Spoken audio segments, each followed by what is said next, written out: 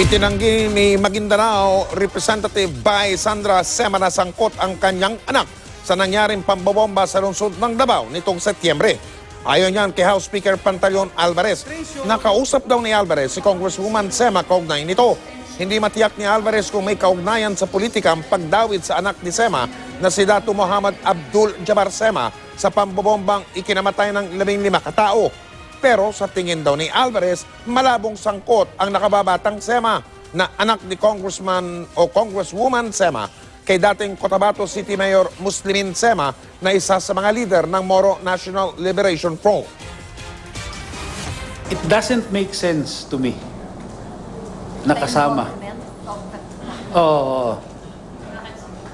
Kasi yung kasing grupo, yung Mauti group, di ba?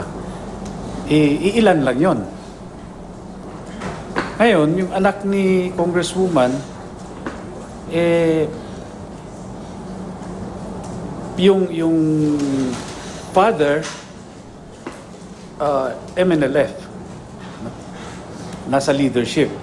So bakit ka naman sasama doon sa maliit na grupo wherein yung father mo ay kasama dito sa malaking grupo?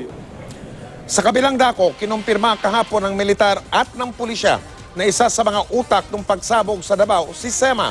May impormasyong naaresto ng mga otoridad sa Malaysia si Sema nitong Nobyembre, pero kinukumpirma pa yan ni PNP Director General Ronald Bato de la Rosa.